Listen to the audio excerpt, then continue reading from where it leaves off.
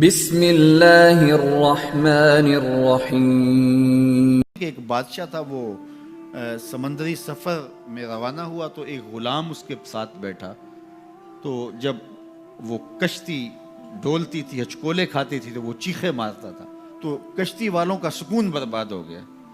ایک دانا شخص تھا، اس نے کہا بادشاہ اگر آپ اجازت دیں تو میں اس کو چپ کرواؤں۔ اس نے کہا یہ تو کمال مہربانی ہوگی۔ تو اس نے دو نوجوانوں کو کہا کہ اس کو ذرا ہاتھوں سے پاؤں سے پکڑ کر کے پانی میں غوطے دو۔ تو اس کو پانی میں پھینکا، جب وہ ڈوبنے لگا نکالا اور کشتی میں بٹھایا۔ وہ چپ کر کے بیٹھ گیا، اب کوئی چیختا نہیں ہے۔ تو بادشاہ نے کہا کہ اے دانا شخص، مجھے سمجھ نہیں آئی کہ یہ شخص کو آپ نے کیسے چپ کروا دیا۔ کہا بادشاہ دریا میں غرق ہونے کی تکلیف کو نہیں جانتا تھا، اس لیے کشتی کی سلامتی کی قدر نہیں تھی اس کو۔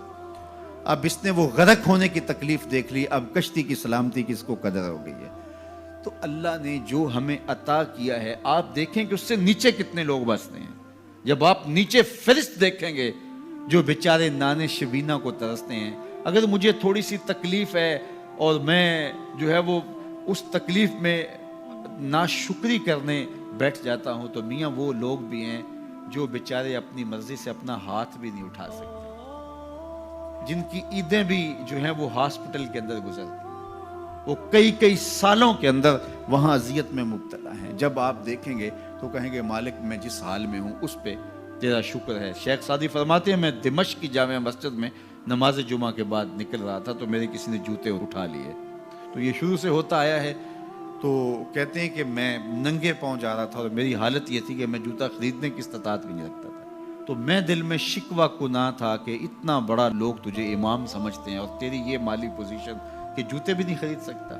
تو آگے میں نے دیکھا ایک شخص تھا جس کے پاؤں ہی نہیں تھے اور وہ رینگتا ہوا آ رہا تھا۔ میں فوراً سجدہ ریز ہو گیا، مالک شکر ہے تو نے پاؤں تو عطا کیے، جوتے آج نہیں تو کل نصیب ہو جائیں گے۔ تو جو میسر ہے اس کی قدر سیکھو، جو میسر نہیں ہے اس کی جلن میں اپنے آپ کو جلانے کی کوشش نہ کرو، تو زندگی سوکھی ہو جائے گی۔ یہ ضابطہ میرے حضور نے دیا، انظروا الی من هو اسفل منکم، اپنے نیچے دیکھنے کی عادت ڈالو، تم سکھی ہو جاؤ گے، تم پریشان نہیں ہوگے۔ لیکن اگر شوق ہو تمہیں اوپر دیکھنے کا تو فرمایا پھر دین میں جو اپنے سے اوپر ہیں ان کو دیکھو۔ کہ میں تو یار صرف 5 پڑھتا ہوں، یہ تہجد بھی پڑھتا ہے، میں تو صرف رمضان کے فرض روزے رکھتا ہوں اور یہ ہر ماہ نفلی بھی رکھتا ہے، میں تو صرف زکوٰۃ دیتا ہوں، یہ صدقات و خیرات بھی کثرت سے کرتا ہے، یہ لوگوں کے کام بھی آتا ہے، دکھیوں کی مدد بھی کرتا ہے۔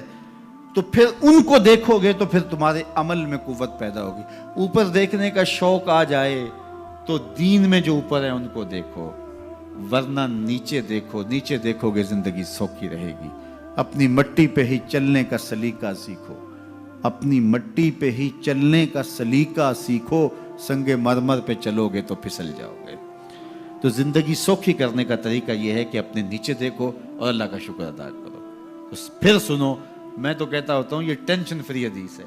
سید علی المرتضیٰ فرماتے ہیں حضور نے فرمایا جو اللہ کے دیے گئے تھوڑے رزق پہ راضی ہو گیا، اللہ اس کے تھوڑے عملوں پہ راضی ہو جائے گا۔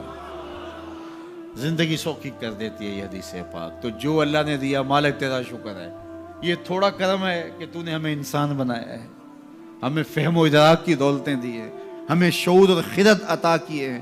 کتنی مخلوقات ہیں جو سارا دن شدت کی گرمی میں بوجھ اٹھاتی ہیں اور چارہ جا کے جو ہے وہ باہر سے لے رہی ہوتی ہیں، وہ بھی تو تیری مخلوقات ہیں۔ تو نے ہمیں انسان بنایا، انسانوں کے گھر میں پیدا کیا، اور میں اور آپ تو اس کا شکر ادا نہیں کر سکتے کہ ہمیں اللہ نے محمد عربی کا غلام بنایا ہے، حضور کا امتی بنایا ہے۔ میری خوش قسمتی میں تیرا امتی، یہ میرا مقدر ہے، یہ آپ کا مقدر ہے۔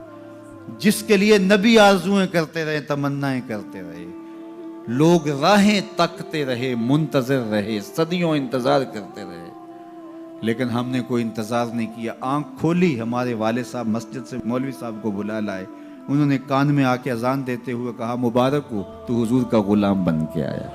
شاہوں سے ملا ہے نہ تونگر سے ملا ہے، اللہ کا عرفان اسی در سے ملا ہے۔ اوروں کو ملا ہے تو مقدر سے ملا ہے، مجھ کو تو مقدر بھی تیرے در سے ملا ہے۔ یہ میری اور آپ کی خوش بختی۔ تو جتنا بھی شکر ادا کرے تھوڑا، تو لوگوں کے کام آئیں، لوگوں کے لیے جو ہے وہ خیر کی چابی بنے، اور شر کا تالا بنے.